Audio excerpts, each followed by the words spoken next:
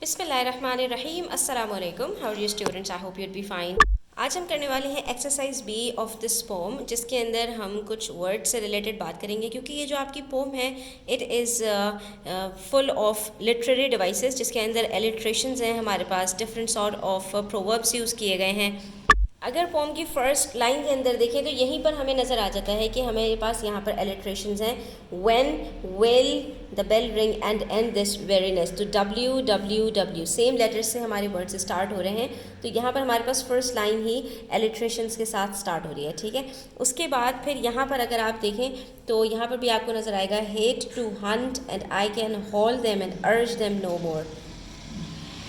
तो ये सारे लेटर्स भी हमारे पास यहाँ पर एच से स्टार्ट हो रहे हैं, ठीक है। तो ये भी हमारे पास एलिट्रेशंस हैं। तो यहाँ पर हमारे पास नंबर ऑफ लाइंस के अंदर बहुत सारे एलिट्रेशंस मौजूद हैं, जैसे the brunt of the books both starting with B, my soul my strength for this, S से स्टार्ट हो रहे हैं, डिस्क्रिप्शन ऑफ अ डॉग। तो ये सब हमारे पास एलिट्रेशंस की एग्जाम्पल्स हैं स्टूडेंट्स, ठीक है।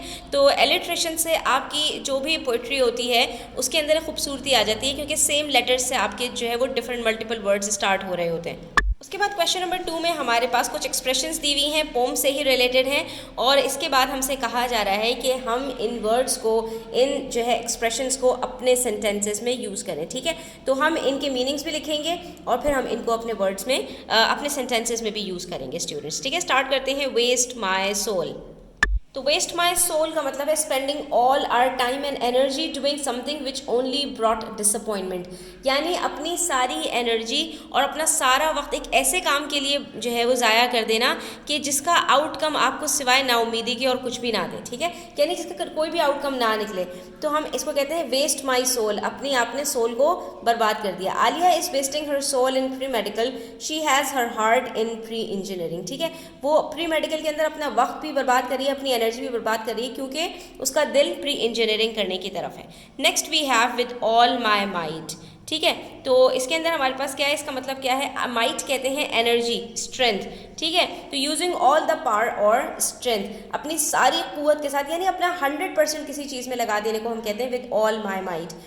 तो सेंटेंस इसका हो सकता है I struck the glass. Struck is the past tense of strike. Strike का मतलब हिट करना। I hit the glass with all my might but it remained whole, ठीक है। मैंने पूरी कुव्वत के साथ ग्लास को हिट किया, लेकिन वो अपनी जगह पर बरकरार रहा। बहुत ही ज़बरदस्त किस्म का ग्लास था, ठीक है।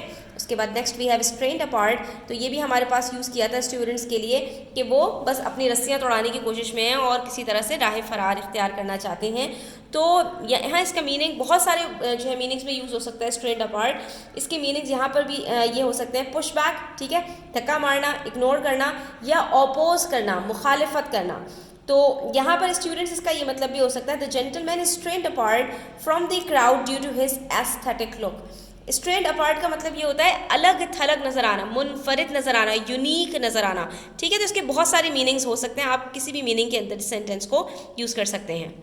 Next we have slovenly work, यानी बहुत ही गंदा काम। अनटाइडी और अनक्लीन इन हैबिट्स और अपीयरेंस, यानी कि कोई चीज़ बहुत ही ज़्यादा गंदगी के साथ हो उसको कहा जाता है स्लोवनली वर्क। तो सेंटेंस इसका हो सकता है she was fired for her slovenly work and lack of professionalism, ठीक है। उसके काम के अंदर इंतहाई अनटाइडी जो है वो नज़र आता था, इसकी वजह से उसको फायर कर दिया गया। और लास्ट हमारे पास है द सेम एबिस। एबिस किसको कहते हैं, खड्डा, गढ़ा, बहुत ही गहरा। तो यहाँ पर हमारे पास इसका सेंटेंस हो, इसका मीनिंग है a deep immeasurable space, gulf और कैविटी, एक ऐसा खड्डा, एक ऐसा कुआं, एक ऐसा गढ़ा जिसको हम नाप ना सकें उसकी गहराई की वजह से, ठीक है। तो यहाँ पर इसका सेंटेंस हो सकता है we are in the same abyss of violence and despair because we both live in the same in this country, या we both live in the same country. हम एक ही कंट्री में रहते हैं, इसलिए हम एक ही कश्ती के सवार हैं और एक ही तरह के जुल्म और नाइंसाफ़ी को बर्दाश्त कर रहे हैं। उसके बाद जो थर्ड क्वेश्चन है स्टूडेंट्स, ये बड़ा ही मज़े का है, क्योंकि यहाँ पर आपको इन्होंने कोई क्वेश्चन करने के लिए नहीं दिया, सिर्फ इन्होंने आपको एक टंग ट्विस्टर दिया है और आपसे कहा है से the following sentence clearly and allowed, ठीक है। कैन यू से इट फास्ट। तो अब आपने इसको जो है ना बहुत पहले आराम से पढ़ के देखें और फिर आपने इसको तेज़ी के साथ पढ़ना है। Can you imagine an imaginary manager, imagining managing an imaginary manager, ठीक है, तो ये आपने इसको तेज़ी के साथ पढ़ के देखना है। इसके अंदर बहुत सारे जो मे, ने और जर की जो साउंड्स है ना वो बहुत ज़्यादा मिक्सअप हो रही हैं। ठीक है, वर्ड्स डिफरेंट हैं लेकिन उनको इस तरह से अरेंज किया गया है कि वो बोलने में आपको हो सकता है थोड़ी सी परेशानी हो।